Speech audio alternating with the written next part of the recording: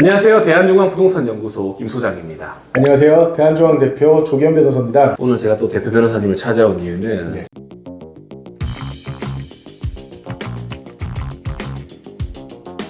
제가 이제 부산 해운대에서는 예. 개업공인중개사로서 대표로서 업무를 수행을 하다가 서울에 이제 올라와 보고 싶어서 강남과 성수 소속 공인중개사로 생각을 하셨죠. 일을 했었습니다. 소속 공인중개사는 보통 비율제예요. 비율제. 따로 월급이 없고 벌어들인 수익, 예. 중개 수수료의 일정 부분을 대표와 나눠 가지는 식으로 진행이 되는데 예. 제 지인 중에 지금 강남에서 일을 조금 오래 한 친구가 있는데 그 친구가 요즘 너무 힘들어하더라고요. 대표님이 너무 과도한 업무를 준대요. 업무를요? 네. 그러니까 이제 소속 공인중개사가 예를 들어서 100만 원어치 매출을 일으키면은 네네. 그 중에 일부는 소속 공인중개사 가지고 일부는 네네. 이제 대표가 가지는 구조인데 맞습니다. 그것까지는 이해가 돼요. 왜냐면 소속 공인중개사는 자기 사무실도 없고 네네. 그렇기 때문에 벌어들인 돈의 일부를 나눠 갖는 거겠죠. 네네. 사무실을 제공해 주는 것 외에도 추가로 이제 일을 시키는 건가요? 그렇죠. 예를 들어 A라는 물건도 사진 촬영을 해와서 광고를 해야 되고 예. B라는 물건도 사진 촬영을 해와서 광고를 해야 되는데 이런 걸 하루에 개수를 막 너무 많이 정해준다는 거예요. 10개 이상은 해라. 해라. 시키는 거네요. 10개 이상을 다 하고 퇴근하면은 이미 시간이 저녁이랍니다. 출퇴근 시간도 정해져 있대요. 10시까지 출근 안 하면 또 하루에 나오는 뭐 식대나 광고비가 차감이 된다고 하더라고요. 이런 경우에 혹시 이제 지인이 퇴사를 했을 때 퇴직금을 받을 수 있는 건가요? 퇴직금에 앞서서 최저임금의 2배 되는 근로계약으로 볼 여지도 있어요. 우리가 흔히 프리랜서라는 말을 잘 쓰지만 네네. 프리랜서라는 이 모호한 표현 속에는 정말로 동업자 역할을 하는 프리랜서가 있을 수도 있고 그러니까 둘 다 그때는 개인 사업자로 취급을 해야 되겠죠. 하지만 그게 아니라 한쪽은 고용주, 네. 한쪽은 근로자 역할을 하는 프리랜서도 있습니다. 프리랜서라 계약을 한다 하더라도 출퇴근 시간에 대한 통제가 있고 평일에는 뭐 출근을 해야 된다. 네. 그리고 뭐 정해진 업무가 있다. 네. 업무에 대해서 지휘 감독을 받는다. 이런 경우에는 근로자로서의 성격이 인정이 됩니다.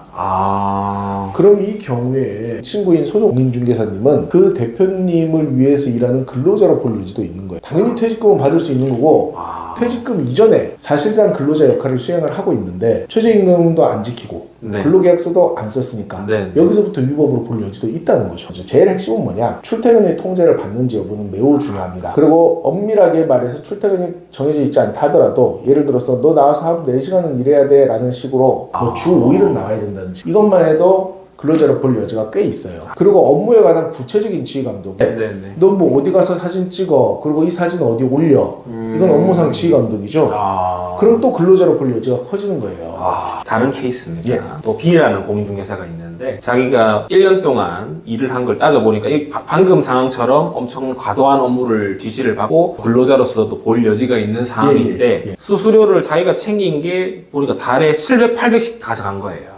소속 공인중개사가 네네. 많이 가져갔네요. 많이 가져갔죠. 물론 대표도 그만큼 가져갔겠지만 대표도 비슷하게 가져갔을 거고. 그럼 이 사람이 만약에 근로자로 볼 여지가 확실히 있고 증거가 확실히 있어서 근로자로 판단이 됐을 때 퇴직금은 얼마를 기준으로 상정을 하게 돼요? 퇴직금이요? 퇴직금은 이 사람 통상임금을 기준으로 해서 상정이 됩니다. 통상 이제 마지막 3달을 평균을 해요. 네네. 그래서 그걸 이제 월급으로 잡고 그걸 기준으로 해서 1년이 넘어가면은 통상 한 달치 월급이 퇴직금으로 나오는 거죠. 급여를 이제 700만으로 보고 1년 근무하면 퇴직금이 얼마가 나오겠어요? 700이 나오겠죠. 700이 나오고, 2년 근무하면은 1,400으로 잡아야 되겠죠. 이 부동산 업 말고도 프리랜서 분들이 많습니다. 정말 과도한 업무를 지시하는 사업주분들도 계시고 물론 또 서로 양측의 의견을 다 들어봐야 되겠지만 만약 내가 프리랜서인데 너무 지금 과도한 업무를 하고 있고 부당한 대우를 받고 있다고 생각을 하는데 이제 퇴직금이나 이런 소송을 하고 싶다. 그러면 어떤 증거들을 준비를 해야 승소할 확률이 높아질까요? 가장 중요한 것은 업무상 지휘감독 관계에 있다는 걸 입증할 수 있으면 돼요. 그러니까 그럼 카톡으로 지시하고 하는 이런 것만 다 저장해놔도 엄청난 게 유리한 자료죠.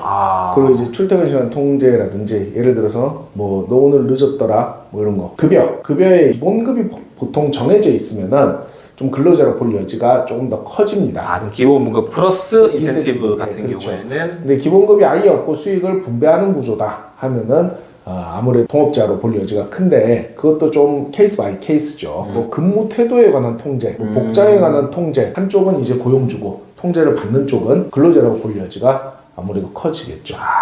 그럼 이런 경우에 또 변호사를 선임해서 이제 충분히 소송으로 다퉈볼 수 들어가가지고 있습니다. 받을 돈이 굉장히 많으면 변호사를 선임을 해서 노동청의 진정이나 민원 넣는 방법과 민사소송 두 개를 다 고려해야 될 것이고, 그런 정도 단계에 이르지 않았다면 변호사보다는 노무사님들이랑 상담을 해서 진행을 하는 게 좀 더 비용이나 시간 측면에서 저렴할 수도 있습니다.